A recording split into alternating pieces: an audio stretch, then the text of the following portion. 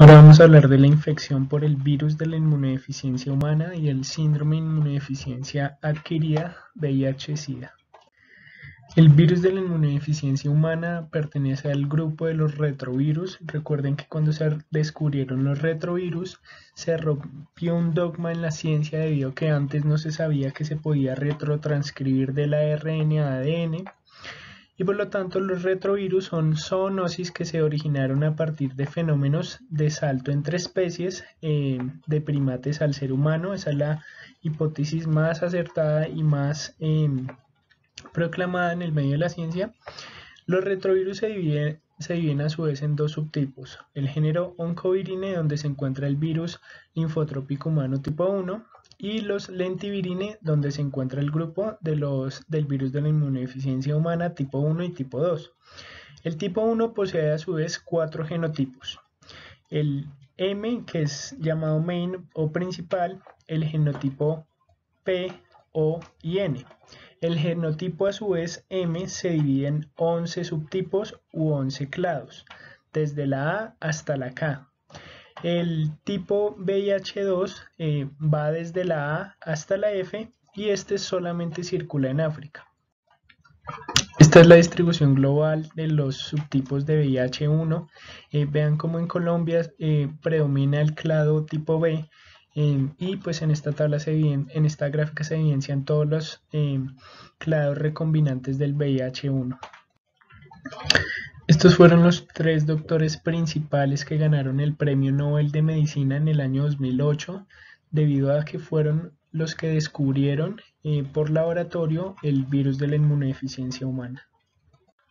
Entonces, el VIH es un virus ARN compuesto por una membrana lipídica que por lo general es del huésped, una envoltura compuesta por diferentes glucoproteínas transmembranales, la glucoproteína 41, 120 y el complejo mayor de histocompatibilidad tipo 2, una matriz compuesta por la glucoproteína P17, una cápside por las glucoproteínas P24 y P6, y dentro de la cápside a su vez se encuentran 2 copias de ARN, la proteasa, la integrasa y la polimerasa, y la glucoproteína P7 y la proteína V. Y a su vez estas 2 copias de ARN codifican a su vez 3 genes: el gen GAG, el gen POL y el gen EMP. Entonces, los genes que codifican el ARN del VIH son el GAG, que codifica para proteínas de la cápside, tanto la P24 como la P6, también proteínas de la matriz como la P17, y por otro lado la P7, que es la proteína de la nucleocápside que se une al ARN. El gen POL a su vez codifica para la polimerasa de ADN dependiente de ARN, es decir, la retrotranscriptasa, es decir, proteína que permite la retrotranscripción del ADN al ARN. Por otro lado, también este gen codifica para la proteasa y codifica para la integrasa. Y por último, el gen EMF codifica para la glucoproteína de la envoltura, la 120 y la 41. Entonces esta es la estructura básica del virus de inmunodeficiencia humana: una bicapa lipídica que por lo general es del huésped, una proteína transmembranal que en su extremo proximal es la glucoproteína 41 y en su extremo distal, es decir, la parte donde se une al receptor de los linfocitos T, la glucoproteína 120. Por otro lado, una matriz del virus que está compuesto por la proteína 17, una cápside más interior compuesto por la proteína 24 y dentro de la cápside donde se encuentran las 2 copias de ARN, la proteasa, la retrotranscriptasa y la integrasa. En términos generales, este es el ciclo replicativo del VIH. Primero existe una adhesión al linfocito T, luego existe una fusión con esta célula, luego dentro de la célula el VIH genera una transcripción reversa, es decir, sintetiza ADN viral gracias a la retrotranscriptasa de ARN, luego se integra ese ADN sintetizado viral dentro del genoma de la célula humana, y esa integración durará toda la vida de la célula. Y con la célula y su progenie, por lo tanto, pues va a persistir durante toda la vida de las personas. Luego se generará la transcripción de ADN al ARN dentro de esa célula, luego la traslación a las proteínas necesarias para un nuevo clivaje y ensamblaje de nuevas partículas virales de VIH y luego el brote y la maduración al medio extracelular. De nuevo, la adhesión y fusión del VIH al linfocito T es debido a la unión del receptor CD4 con la glucoproteína 120 del VIH. Y esto es necesario y es permitido gracias al correceptor CCR5, que es un receptor de quimioquinas, y en los macrófagos es el CXCR4. Y esto permite estabilizar la fusión, una unión más completa, y permite así la fusión del VIH, de la partícula viral, con el linfocito T.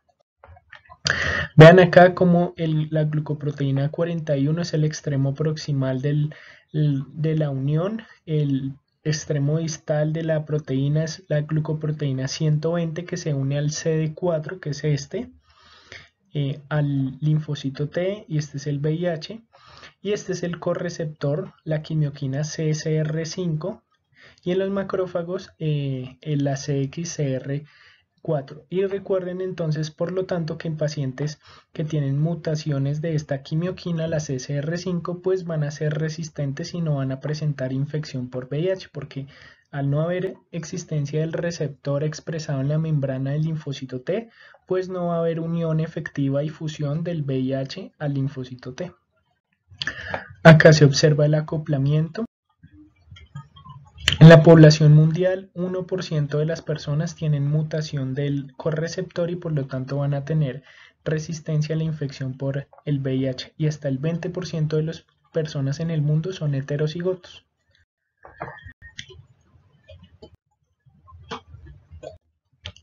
Y acá ocurre la fusión. Entonces, de nuevo, este es el ciclo replicativo resumido en esta gráfica. El virus entra al linfocito T gracias a la unión del receptor CD4 con la glucoproteína 120 y el correceptor CCR5, y en los macrófagos CXCR4. Luego, en el interior de la célula existe una retrotranscripción del RNA al ADN. Luego existe una integración gracias a la integrasa del virus del VIH al ADN del linfocito T infectado. Luego una transcripción al genoma de nuevo ARN para la síntesis, la translación de nuevas proteínas, el clivaje de nuevos viriones y el ensamblaje a nivel de la membrana celular del linfocito T, que luego va a ser expulsado y va a ser liberado al medio extracelular. Y es por esto que si miles de nuevos viriones son expulsados a nivel extracelular, pues por lo tanto la célula linfocito T CD4 positivo pues va a alisarse y va a morir. Y es por eso que existe la disminución en las cargas y en los conteos de CD4. De nuevo, la patogenia, el agotamiento de los linfocitos T y la carga viral está explicada debido a que se producen miles de millones de viriones al día en estos linfocitos B. Vean cómo esta microfotografía se evidencia la liberación de todos estos viriones en la membrana del linfocito T. Y por lo tanto se recambian linfocitos T. Vean que se recambian linfocitos T de 1000 millones de células al día a los miles de millones de viriones que son expulsados. Por lo tanto, hay una depresión de linfocitos TCD4 con la consecuente inmunodeficiencia y pues las consecuentes infecciones oportunistas y neoplasias malignas secundarias, y por lo tanto también las manifestaciones neurológicas debido a esa inmunodeficiencia. Con el inicio de la terapia antirretroviral, el número de linfocitos TCD4 se debe a una repoblación continua y lenta de linfocitos T recién producidos. En cuanto a la epidemiología, estos son datos de la Organización Mundial de la Salud y las Naciones Unidas, Los datos oficiales del SIDA a nivel mundial. Cada año van publicando nuevos datos. Para el año 2018 en el mundo habían 37.9 millones de personas infectadas por VIH, 36 millones eran adultos y demás eran menores de 18 años. La población nueva infectada en el 2018 fue una incidencia de 1.7 nuevos casos y las muertes relacionadas con SIDA para el año 2018 ocuparon alrededor de 770.000 nuevos fallecimientos. Estos son los datos publicados para el año 2018 en Colombia. Vean que para este año la población en Colombia que tenía infección por VIH era aproximadamente 160.000 personas. Ahora vamos a hablar del diagnóstico. Les recomiendo revisar la guía de práctica clínica del Ministerio de Salud publicada en el año 2014 para la atención de la infección por VIH en población mayor de 13 años en Colombia.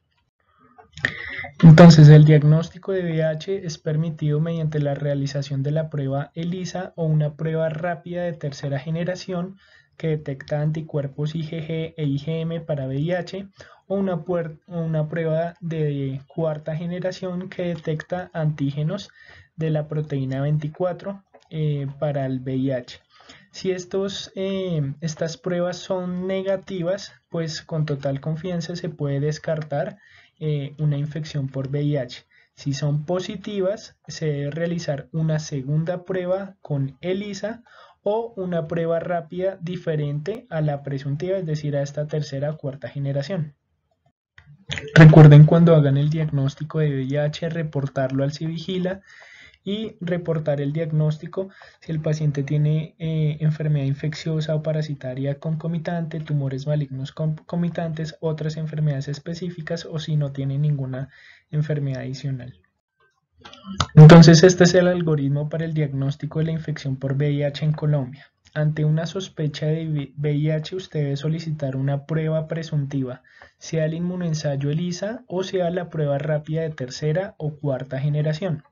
Si el resultado es no reactivo, entonces usted descarta el diagnóstico, pero si el resultado fue positivo, es decir, reactivo, se debe realizar una segunda prueba, ya sea el inmunoensayo ELISA o una prueba rápida diferente a la presuntiva, realizada en un laboratorio clínico habilitado. Ahora se pregunta si el resultado es reactivo o no. Ahora bien, si el resultado es reactivo, entonces se diagnostica como positivo para VIH y pues por lo tanto se hacen los demás tests y se va al programa integral para VIH. Pero si la prueba no fue reactiva, entonces se toma como un diagnóstico no concluyente. ¿Qué hay que hacer ahora? Se toma una tercera prueba, es decir, una carga viral de ARN viral, o se solicita un Western blot o un inmunoensayo convencional ELISA o una prueba rápida. Si estos son negativos, pues se descarta el VIH cuando la carga viral es indetectable, es menor a 50 copias por mililitro, o el Western es negativo, o el ELISA es no reactivo, o la prueba rápida es no reactiva.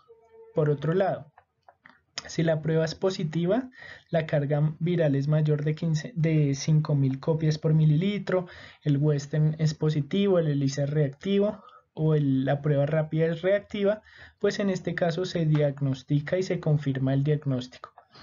Por otro lado, si el diagnóstico o estas últimas terceras pruebas no son concluyentes, el resultado es indeterminado.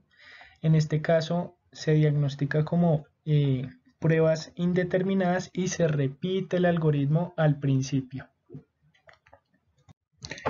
El diagnóstico en la gestante es un poco diferente. Se solicita de nuevo la prueba presuntiva, ELISA o prueba rápida tercera o cuarta. Si no es reactivo, se descarta el diagnóstico. Si es reactivo, se solicita una segunda prueba, ELISA u otra prueba rápida diferente a la tomada previamente. Si no es reactivo, entonces es un diagnóstico no concluyente y se solicita ARN viral, carga viral. Pero si fue reactivo, en este caso el diagnóstico es probablemente positivo y se toma una prueba de carga viral, ARN.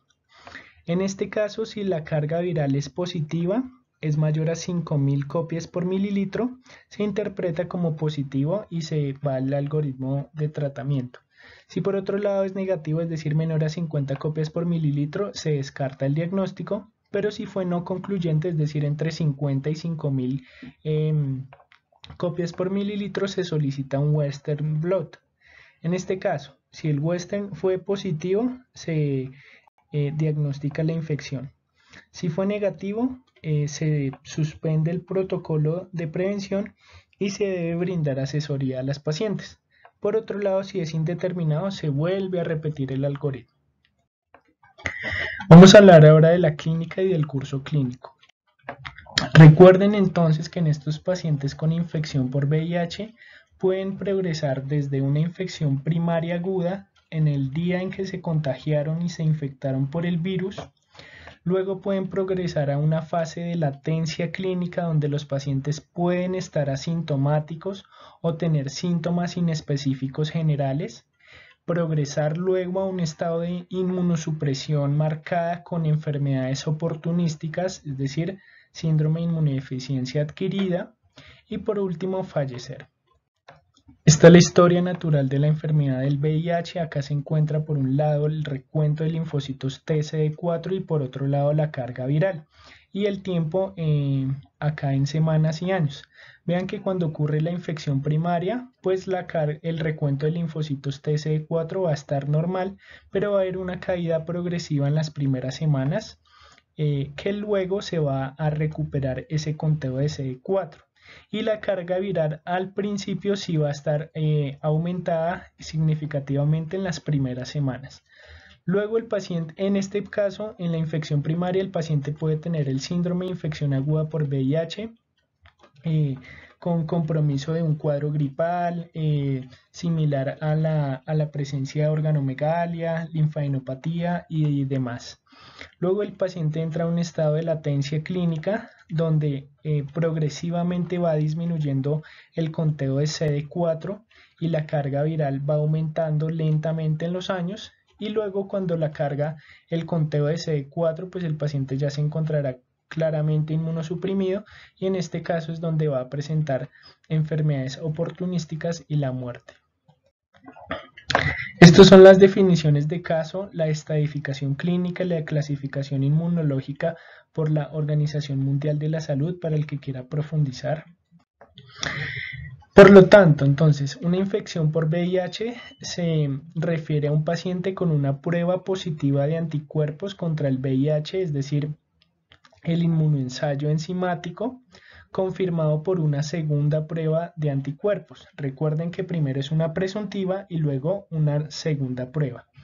Las pruebas virológicas positivas para VIH, es decir, el conteo del ARN o ADN del virus de inmunodeficiencia humana o los antígenos P24 del VIH, confirmado por una segunda prueba virológica, también hace cuenta de infección por VIH.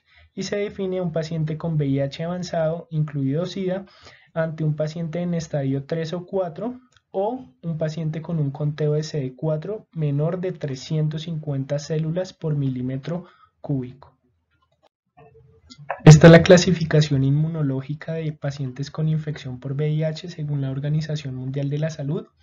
Clasifican la severidad de la inmunodeficiencia según el conteo de CD4. Entonces vean que en pacientes menores de 5 años, es decir, menores de 11 meses, de 12 a 35 meses y de 36 a 59 meses, se clasifica la inmunodeficiencia en leve, avanzada y severa según el porcentaje de CD4 positivos, si son mayores a 35, de 30 a 35 y así.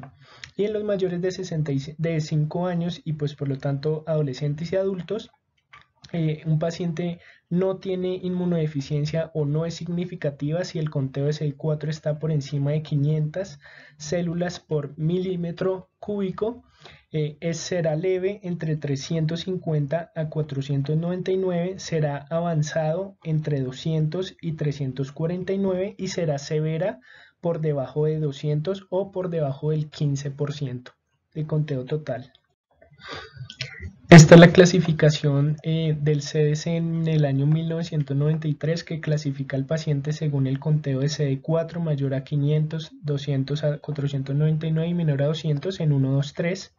Y si el paciente es asintomático, se clasifica como el grupo A, sintomático con infección aguda grupo B, y si tiene alguna condición definitoria de SIDA, como el grupo C. Y por lo tanto los extremos y las condiciones de inmunodeficiencia serán A3, B3, C1, C2 y C3. Sin embargo, en el año 1998, el CDC volvió a clasificar la enfermedad según en 3 categorías: categoría 1, 2 y 3 o categoría desconocida, según el conteo de CD4 en 500, 200 a 499 y menores a 200, y si tiene condición definitoria de SIDA, no, no y sí, y por lo tanto un paciente será de categoría 3 si tiene un conteo de CD4 menor a 200 o si tiene una categoría definitoria de SIDA. Estos son los eventos en el tiempo de la infección por VIH. Vean que en las primeras 2 a 6 horas el virus entra, infecta las mucosas y las barreras de los tejidos epiteliales del cuerpo humano. De 3 a 6 días lo que existe es una diseminación y un drenaje a los nódulos linfáticos mediante la infección y propagación en los linfocitos TCD4 positivos, y de las 6 días a los 25 días existe una diseminación sistémica por establecimiento de reservorios de VIH en los linfocitos TCD4 infectados. La explicación de la transmisión por vía sexual del virus de inmunodeficiencia humana está explicada por esta translocación a través del epitelio a nivel femenino. Vean cómo en las mujeres, en el epitelio columnar del recto y el endocérvix, el VIH puede transportarse y atravesar el epitelio columnar en el recto y en el endocérvix solo, e infectar por lo tanto a los linfocitos TCD4, a los macrófagos y a las células dendríticas, pero también infectar linfocitos T, y mediante estos linfocitos T atraviesan la barrera columnar epitelial y por lo tanto generan la infección. Y a nivel del epitelio escamoso estratificado en la vagina y en el ectocérvix, de igual manera ocurre lo mismo. Los viriones pueden atravesar el epitelio escamoso estratificado e infectar macrófagos, linfocitos TCD4 y células dendríticas, o infectar acá en el epitelio directamente células de Langerhans, y la célula de Langerhans ingresa y atraviesa el epitelio al intersticio. Y en los hombres ocurre de igual manera. Los viriones de VIH pueden atravesar el epitelio columnar del recto e infectar linfocitos TCD4, macrófagos o células dendríticas, o infectar linfocitos T, y estos atravesar el epitelio columnar del recto. Y por otro lado, atravesar el epitelio escamoso estratificado a nivel de la uretra. Les dejo acá esta gráfica para que profundicen un poco los cambios en el tiempo de las reacciones inflamatorias, el manejo o las pruebas diagnósticas en estos pacientes según la carga viral y los días desde la infección. Ahora vamos a hablar del síndrome de inmunodeficiencia adquirida. Recuerden que en el año 1980 el doctor Michael Gottlieb lo que hizo fue publicar en Los Ángeles una serie de casos de neumonías por neumocistis jirovecii en pacientes jóvenes sin comorbilidades, que los llevaba a un estado de inmunosupresión a esos pacientes en esa época. Por lo tanto, todas estas condiciones que se voy a nombrar de aquí en adelante son las condiciones definitorias de síndrome de inmunodeficiencia adquirida, es decir, SIDA, según la Organización Mundial de la Salud.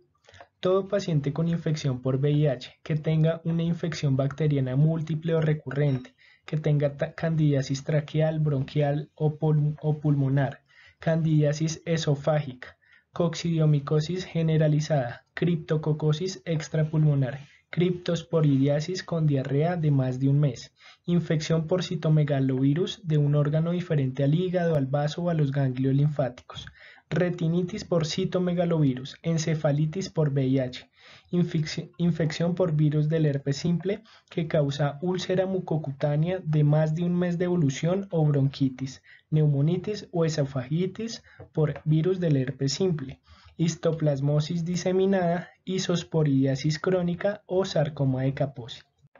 Por otro lado, paciente con infección por VIH que presente linfoma de Burkitt o equivalentes, linfoma inmunoblástico o equivalentes, linfoma cerebral primario, infección por el complejo Mycobacterium avium o Mycobacterium kansai diseminada o extrapulmonar, tuberculosis extrapulmonar o una tuberculosis miliar, una infección por otras micobacterias diseminadas o extrapulmonares, neumonía por neumocistis jirovecii, leucoencefalopatía focal progresiva, sepsis recurrente por Salmonella especies, toxoplasmosis cerebral, síndrome de desgaste crónico, carcinoma invasivo de cuello uterino, tuberculosis pulmonar, neumonías recurrentes, neumonías intersticiales linfoides o complejos de hiperplasia linfoide pulmonar, las infecciones por citomegalovirus, herpes simple, toxoplasma, si se producen en pacientes con edad de más de un mes, ninguna de estas infecciones o neoplasias son indicativas de SIDA. Si no están asociadas a una serología positiva de VIH demostrada además, deben demostrarse por histología, citología cultiva, es decir, que debe existir la identificación de la infección por VIH.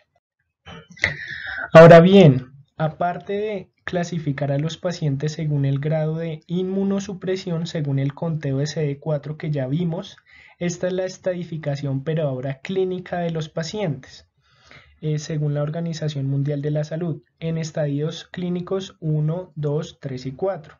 El estadio clínico 1 es aquel paciente con infección por VIH que se encuentre totalmente asintomático o que tenga una linfadenopatía generalizada persistente.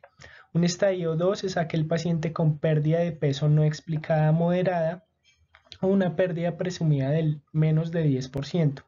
Infecciones del tracto respiratorio recurrentes, sinusitis, tonsilitis, otitis media, faringitis, infecciones por herpes zóster, queilitis angular, ulceraciones orales recurrentes, erupciones pluríticas papulares, dermatitis seborreica o infecciones fúngicas de onicomicosis.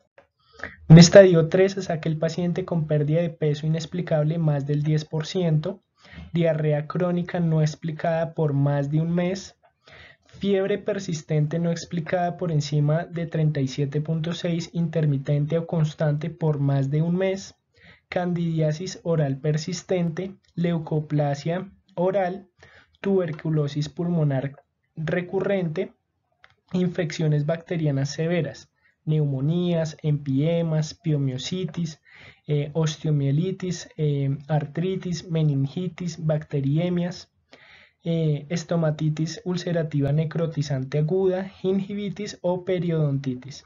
Anemia no explicada por debajo de 8 gramos por decilitro, neutropenia por debajo de 500 células por milímetro cúbico o trombocitopenia crónica por debajo de 50.000. Y un estadio 4 es aquel paciente con síndrome de desgaste por VIH, neumonía por neumocistis, neumonías bacterianas severas recurrentes, infecciones por herpes simple crónica, candidiasis esofágica, candidiasis traqueal, bronquial o pulmonar, tuberculosis extrapulmonar, sarcoma de Kaposi, infección por citomegalovirus, retinitis o infección de otros órganos por citomegalovirus, toxoplasmosis cerebral, encefalopatía por VIH, criptococosis extrapulmonar incluida la meningitis, tuberculosis o infecciones por micobacterias no tuberculosas, leucoencefalopatía focal multifocal progresiva, criptosporidiasis crónica con diarrea, isosporidiasis crónica, micosis diseminadas, bacteriemias por salmonela, linfomas, carcinomas cervicales invasivos, leishmaniasis diseminada atípica o nefropatía asociada a VIH sintomática o cardiomiopatía asociada a VIH sintomática. Vamos a hablar de las manifestaciones neurológicas en VIH-Sida. Les dejo acá literatura para el que desee profundizar el tema. Tengan presente que más del 70% de los pacientes con VIH puede experimentar complicaciones neurológicas. Los síndromes se pueden clasificar en enfermedades cerebrovasculares, trastornos neurocognitivos mayores, encefalitis, meningitis, lesiones de masa a nivel cerebral, radiculopatías o mielopatías, neuropatías periféricas, ya sea por acción directa del VIH o por infecciones oportunistas. Vean que los astrocitos, las células endoteliales, la microglía, los monocitos, los macrófagos, las neuronas y los oligodendrocitos, exceptuando las neuronas y los oligodendrocitos que no tienen infección por VIH, todos estos de acá arriba sí pueden presentar infección por VIH. Este es el riesgo de enfermedades oportunísticas a nivel del sistema nervioso central según el conteo de CD4. Vean que desde un conteo por debajo de 400 puede haber riesgo de meningitis por tuberculosis. Con conteos de CD4 debajo de 200 hay riesgo de toxoplasmosis, leucoencefalopatía multifocal progresiva, criptococosis meningia y con conteos por debajo de 150 para citomegalovirus. Y cuando están por debajo de este rango que aparece acá, es decir, menor a 200 acá, menor a 100 acá, menor a 150, menor a 100 y menor a 50, el riesgo es inminente. También podemos clasificar las manifestaciones según la afección del sistema nervioso periférico y central. Vean que a nivel del sistema nervioso periférico, desde la seroconversión, es decir, la infección primaria, se puede presentar un síndrome de Guillain-Barré, mononeuritis múltiple en los periodos latentes, miopatías en los periodos latentes y SIDA como polineuropatía distal simétrica. Compromisos del sistema nervioso central, meningitis agudas o crónicas, deterioros cognitivos leves, trastorno neurocognitivo en SIDA y mielopatías en SIDA. Les dejo acá esta gráfica que muestra los tropismos celulares de ciertos organismos causantes de infecciones oportunísticas en el sistema nervioso central, es decir, aquellos microorganismos que causan infecciones intracelulares o extracelulares. El Toxoplasma gondii, por ejemplo, infecta todas las células del sistema nervioso central. El citomegalovirus, las células gliales, las neuronas y las células endoteliales.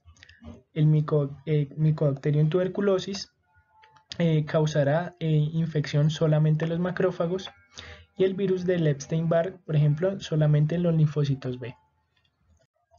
La encefalitis por toxoplasma se puede evidenciar en neuroimágenes como número de focos de hiperintensidad, por ejemplo en FLAIR, e intensificación con gadolinio. Vean acá la intensificación de esta lesión a nivel de FLAIR. Acá también, acá también, acá también, que están presentes en los ganglios basales, en el líquido cefalorraquídeo y a lo largo del espacio subaracnoideo. También se puede evidenciar edema y efecto de masa en estos pacientes según estas lesiones del sistema nervioso central, pero también se puede evidenciar abscesos como se evidencia acá. Estos abscesos en la corteza, en esta neuroimagen. En cuanto a la meningitis tuberculosa, se evidencia en FLAIR después de la administración de gadolinio, muestra un edema extenso de gran parte del lóbulo temporal izquierdo. Vean acá, todo este edema. Y en la imagen de T1 acá, posterior a la administración de gadolinio, se muestra un exudado denso multinodular con una amplia mejora en todo el tronco encefálico y que se extiende hasta los hemisferios cerebrales, como se evidencia acá. La leucoencefalopatía multifocal progresiva, en estas neuroimágenes se evidencia una gran lesión parietal izquierda vista en la secuencia de FLAIR y se extiende hacia el centro semioval y el cuerpo calloso, esta que se evidencia acá. Hay una mejora mínima limitada al borde de ataque en la lesión, donde es visible en las secuencias posteriores a gadolinio, es decir, en estas dos, y no hay edema ni efecto de masa presente, es decir, que se evidencia una lesión hiperintensa en FLAIR que no es homogénea, puede ser heterogénea, pero que no tiene efecto de masa, no tiene edema perilesional y es indicativo de leucoencefalopatía multifocal progresiva. En cuanto a la encefalitis y la retinitis por citomegalovirus, se evidencian en estas neuroimágenes áreas lineales hiperintensas que rodean los márgenes periventriculares. Es decir, vean acá los ventrículos y vean cómo se observa acá como una línea hiperintensa que rodea los ventrículos. En las secuencias T1, después del gadolinio, se muestra una hiperintensidad sutil en estas áreas. Por ejemplo, acá. Y la hiperintensidad a nivel retiniano, como se observa acá, en el ojo izquierdo. La meningitis y la cerebritis por criptococo se evidencian en estas neuroimágenes como en FLAIR después del gadolinio. Se evidencia una mejoría leptomeningia principalmente en todo el hemisferio izquierdo, como se evidencia acá, donde se evidencia una gran hiperintensidad frontal izquierda, como se evidencia acá, a nivel de los ganglios basales izquierdos. Y también en T1 se evidencia cerebritis, el foco de cerebritis, acá en la corteza.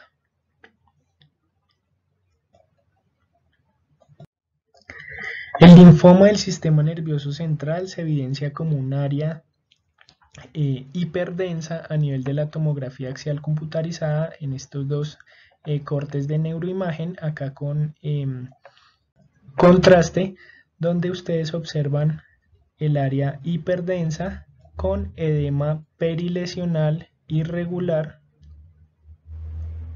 y acá evidencian el área un poco más hiperdensa pero sin contraste con edema perilesional. Les dejo esta revisión para que profundicen el manejo y las causas de la enfermedad coronaria aterosclerótica de los pacientes con infección por VIH y la razón de por qué son más propensos a complicaciones cardiovasculares en estos pacientes. Y les dejo acá la gráfica de la revisión que explica la fisiopatología y el manejo de la enfermedad cardiovascular aterosclerótica que está asociada a la infección por VIH. Así como el efecto de la terapia antirretroviral en el perfil lipídico. Entonces, ¿cuál es la valoración inicial ante un nuevo diagnóstico de infección por VIH? Ustedes van a solicitar lo siguiente. Primero, carga viral, es decir, ARN del VIH cuantitativo, un cuadro hemático, conteo de células CD4 y CD8, función hepática, función renal, perfil lipídico, glucemia pre y post, hemoglobina glicosilada, TSH, radiografía de tórax, electrocardiograma y evaluación del riesgo cardiovascular con la escala de Framingham. Recuerden que todos estos exámenes es para un enfoque integral y pues ya sabrán la función de cada uno. ¿Qué otros paraclínicos hay que solicitar? Pruebas de resistencia a antirretrovirales, la prueba de la tuberculina, pruebas no treponémicas y treponémicas para sífilis, tamización para BPH anogenital con la citología o la citología vaginal, inmunoglobulina G para virus de hepatitis A, IgM IgG para virus de hepatitis C, antígeno de superficie de hepatitis B, anticuerpos el antígeno de superficie de hepatitis B, el anticor IgG para hepatitis B, el antígeno criptococo si los pacientes tienen CD4 por debajo de 100, inmunoglobulina toxoplasma gondii si los CD4 se encuentran por debajo de 100. Y valoración por medicina interna, infectología, psiquiatría, oftalmología, psicología, trabajo social, nutrición, enfermería, odontología y valoración neurocognitiva. En cuanto al tratamiento antirretroviral, este es un esquema que nos muestra los diferentes objetivos de terapia farmacológica que impiden la proliferación del virus. Son inhibidores tanto de proteasa, de integrasa, de polimerasa, es decir, de transcriptasa inversa, que sean nucleócidos y no nucleócidos, y algunos antagonistas del correceptor CCR5. Vean que algunos inhibidores del correceptor es el Maraviroc, algunos inhibidores de fusión como el Enfuvirtide, los inhibidores de la retrotranscriptasa inversa o los inhibidores de polimerasa, tanto nucleócidos como no nucleócidos, los inhibidores de la integrasa, es decir, inhiben la integración del ADN viral al genoma del linfocito T, los inhibidores de proteasa, que por lo tanto inhiben la traducción del RNA a las proteínas. Entonces, de nuevo, el objetivo de la terapia antirretroviral es, por un lado, inhibir la transcriptasa inversa mediante inhibidores nucleócidos como no nucleócidos, inhibidores de proteasa, inhibidores de entrada como el Maraviroc, que inhibe el correceptor, y los inhibidores de integrasa. Ahora, ¿cuáles son cada uno de ellos? Los inhibidores nucleócidos y nucleótidos de la transcriptasa inversa, por estas iniciales, en inglés y en español, son sidobudina, lamivudina, abacavir, tenofovir, emtricitabina, didanosina, salcitabina y estabudina. Cada uno de ellos se le asigna como unas iniciales para identificarlos más fácilmente. Estos inhibidores nucleócidos van a impedir, por lo tanto, la retrotranscripción del ARN al ADN viral. La sidobudina causa citopenias, esteatosis, miopatía, hepatomegalias. La abacavir, reacciones de hipersensibilidad, cardiopatía isquémica. Tenofovir, disfunción tubular, síndrome de Fanconi, aumento de azoados, proteinuria, glucosuria. La didanosida, hiperlactatemia, pancreatitis, hipertensión portal, esteatosis y cirrosis, neuropatía periférica. Los inhibidores ahora no nucleócidos de la transcriptasa inversa serán efavirenz, rilpivirina, nevirapina, etravirina, delavirdina. El efavirenz causa depresión, psicosis, ideación suicida, sueño, hipersensibilidad y ginecomastia. Los inhibidores de proteasa que impiden la traducción del ARN mensajero a las proteínas serán ritonavir, lopinavir, atazanavir, darunavir, saquinavir, edinavir, nalfinavir, aprenavir, fosamprenavir y tipranavir. Por lo general, todos estos, lopinavir, atazanavir, darunavir, se administran conjuntamente con el ritonavir. Por eso las señales se evidencia acá la R de ritonavir. El lopinavir prolonga el PR y el QT, genera hepatotoxicidad, diabetes mellitus y diarrea. Atazanavir prolonga el PR, hiperbilirrubinemia indirecta, nefrolitiasis y colelitiasis. Darunavir, brotes cutáneos. Saquinavir, prolongación del QT y diarreas. Los inhibidores de entrada, como el Enfuvirtide y el Maraviroc, son inhibidores del receptor o el correceptor CCR5. Los inhibidores de integrasa, que van a impedir que se integre el ADN viral recientemente retrotranscribido al genoma de la célula del linfocito T. Estos son raltegravir, dolutegravir y elvitegravir. El raltegravir, la reacción adversa más frecuente son las rhabdomiólisis, las miopatías, las mialgias, episodios de depresión, somnolencia, vértigo, cefalea e hipersensibilidad. Estos son de nuevo los efectos de todos estos antirretrovirales en el perfil lipídico. Y les dejo acá una tabla para que puedan ajustar las estatinas en los pacientes con infección por VIH, cuáles están indicadas, cuáles están contraindicadas y cuáles se deben ajustar y a qué dosis.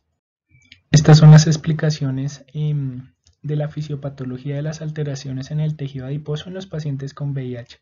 Debido a la infiltración por los linfocitos T con el VIH, los macrófagos en el tejido adiposo van a generar una disminución en la expresión del PPAR gamma, una disminución de la lipoproteína lipasa y de las adipoquinas, y por lo tanto se va a generar una disminución de la adipogénesis, y por otro lado van a generar un aumento en el factor de crecimiento transformante beta, aumento en el depósito de colágeno y por lo tanto fibrosis en el tejido adiposo, y es por eso que estos pacientes van a generar atrofia a nivel del tejido adiposo. Y es por esto que estos pacientes van a presentar lipodistrofias faciales, lipoatrofias de miembros inferiores, lipohipertrofias abdominales, la joroba de búfalo en la región dorsal y ganancia de peso que conlleva obesidad, como se evidencia en las imágenes.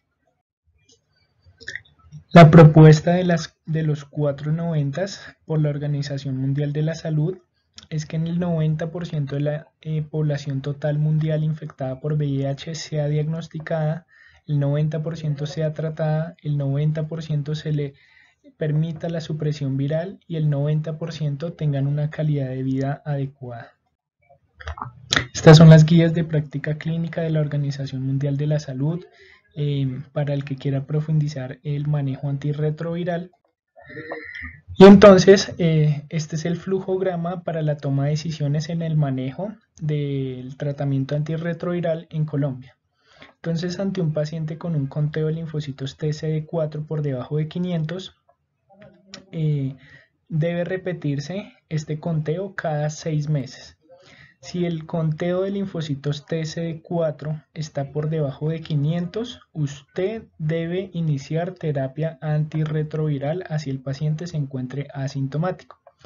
Y estas se deben tener en consideración estas condiciones especiales. Independientemente del recuento de linfocitos TCD4 positivo, un paciente con una infección grave o una infección avanzada por VIH se debe iniciar terapia antirretroviral. Ahora, los pacientes con conteo de linfocitos TCD4 positivos por encima de 500 y que tengan coinfecciones por TBC, coinfecciones por virus de hepatitis C, por virus de hepatitis B, historial de enfermedad cardiovascular, riesgo de enfermedad aterosclerótica a 10 años, historial de nefropatía, adultos mayores, parejas con serología discordantes, infecciones tempranas, caídas rápidas de más de 100 células en un año, carga viral por encima de 100.000 copias, estados previos a concepción, mujeres gestantes en puerperio o lactancia, se debe iniciar terapia antirretroviral así el conteo de linfocitos TCD4 sea por encima de 500. Ahora, ¿qué nos dice el flujograma? Una vez iniciamos terapia antirretroviral, se debe evaluar la carga viral a las 8 semanas, es decir, 2 meses. Si hubo una disminución del conteo de CD4, se debe reevaluar la adherencia y corregir factores. Una vez el paciente se pregunta si es adherente o no, hay que reforzar pues la adherencia. Si no, el paciente pues se debe continuar la terapia antirretroviral y estar evaluando frecuentemente la adherencia a la terapia antirretroviral. Se debe realizar control virológico cada 6 meses en estos pacientes. Se pregunta si está o no controlado. Si sí está controlado, se continúa normalmente la terapia antirretroviral, pero si no está controlado, lo que se hace es una revisión de nuevas cargas virales. Y se pregunta si está o no controlado. Si no está controlado, se debe realizar genotipificación del VIH y modificación de la terapia antirretroviral según la tabla 6 que aparece en la guía de práctica clínica. Ahora la pregunta es, ¿qué antirretroviral se debe iniciar? El manejo de primera línea en Colombia es iniciar una combinación de 2 análogos de nucleótidos de la transcriptasa inversa. La primera línea será o una combinación de abacavir más lamivudina o tenofovir más emtricitabina, más un tercer componente, es decir, dos inhibidores de no nucleósidos de la transcriptasa inversa, más un tercer componente que puede ser un inhibidor no nucleósido de la transcriptasa inversa o un inhibidor de proteasa o un inhibidor de integrasa. ¿Cuáles escoger? O efavirenz, o atazanavir más ritonavir, o darunavir más ritonavir, o raltegravir. Las alternativas serán iniciar atazanavir más lamivudina más un tercer componente que puede ser nevirapina, lopinavir ritonavir o fosamprenavir ritonavir. Entonces estas tres opciones son válidas. Iniciar abacavir más lamivudina más efavirenz o abacavir más lamivudina más atazanavir ritonavir o tenofovir más emtricitabina más alguno de estos del tercer componente. Como médico general, pues se puede aprender las dos siguientes. Iniciar abacavir más lamivudina más efavirenz, abacavir 300 miligramos cada 12 horas más lamivudina 150 miligramos cada 12 horas más efavirenz 600 miligramos al día, este último con el estómago vacío. La otra opción sería que se aprendiera abacavir más lamivudina más atazanavir ritonavir, es decir, la misma dosis de abacavir, la misma dosis de lamivudina y el atazanavir dosis de 300 miligramos al día y el ritonavir 100 miligramos al día con alimentos. Les dejo acá las dosis de la terapia antirretroviral para que el día que las necesite utilizar, acá se encuentran las dosis. De igual manera, recuerde que en todo paciente con infección por VIH, pues usted debe revisar las interacciones farmacológicas y pues les recomiendo esta página para que las pueda chequear. Este es el seguimiento con los laboratorios. Acá en esta tabla le dirá la frecuencia de cada cuánto debe solicitar el conteo de CD4. Por ejemplo, serán cada 3 a 6 meses. La guía colombiana dice que cada 6 meses. Si hay supresión viral cada 2 años o si no cada año. Cada cuánto debe solicitar la carga viral. Cada cuánto debe realizar la resistencia antirretroviral. Las químicas básicas. Función hepática, hemograma, perfil lipídico, control metabólico y uroanálisis. Y les dejo acá las guías para el tratamiento de las infecciones oportunísticas y literatura para que profundicen. Les dejo acá el resumen de los tratamientos de profilaxis para infecciones oportunísticas en estos pacientes con infección por VIH. Por ejemplo, para la neumonía por neumocistis girovesi, cuando el CD4 se encuentre por debajo de 200, trimetoprim sulfametoxazol una vez al día, y se debe descontinuar cuando se encuentre por más de 3 meses el CD4 por encima de 200. Toxoplasmosis, cuando el CD4 esté por debajo de 100, con trimetoprim sulfametoxazol una vez al día. Mycobacterium tuberculosis se debe tamizar activamente para TB latente o para contactos estrechos con TB. El manejo será con isoniazida 300 miligramos por 9 meses más piridoxina 25 miligramos al día. Acá la dosis para el complejo Mycobacterium avium se debe iniciar profilaxis cuando esté por debajo de 50 y la profilaxis se hace con acitromicina una vez a la semana. Para citomegalovirus, cuando el CD4 se encuentre por debajo de 100, solo tratamiento, no profilaxis, se debe administrar valganciclovir 900 miligramos cada 12 horas por 14 a 21 días, luego cada día por 3 a 6 meses. Y si hay retinitis por citomegalovirus, se deberá administrar la inyección de ganciclovir intravítrea por 10 días. Acá les dejo las recomendaciones de profilaxis entonces para infecciones entéricas bacterianas, la candidiasis, vacuna para neumococo a todos, independiente del conteo de CD4, criptococosis, criptosporidiasis y zoosporidiasis. Esta es una gráfica que nos muestra en todo paciente con infección por VIH que presente falla respiratoria aguda y que se encuentre crítico. Ustedes deben sospechar ciertas etiologías según el conteo de CD4. Por ejemplo, si el paciente tiene conteo de CD4 por debajo de 200 o 250, se debe sospechar que es lo más frecuente neumonía por Pneumocystis jirovecii, algunas infecciones pulmonares raras por citomegalovirus, toxoplasmosis, complejo Mycobacterium avium, nocardiosis, aspergilosis, histoplasmosis, criptococosis, coccidioides, sarcoma de Kaposi y así como evidencian las demás gráficas. Estas serán las etiologías que hay que sospechar según el conteo de CD4, pero ahora en el paciente crítico con alteración del estado de conciencia. Y les enlisto los tratamientos para las infecciones más comunes en los pacientes críticos con VIH, las primeras líneas en los casos severos, las alternativas principales, qué terapias adjuntas se deben administrar. Por ejemplo, en este caso de la neumonía por Pneumocystis jirovecii, el tratamiento será con trimetoprim sulfametoxazol, algunas alternativas como pentamidina y terapias adjuntas como corticosteroides, según estos esquemas de acá, por 2 semanas. Acá el tratamiento para el Mycobacterium tuberculosis, la toxoplasmosis, la criptococosis, la histoplasmosis, la enfermedad diseminada por Mycobacterium avium, la infección por citomegalovirus. Espero les sea de utilidad.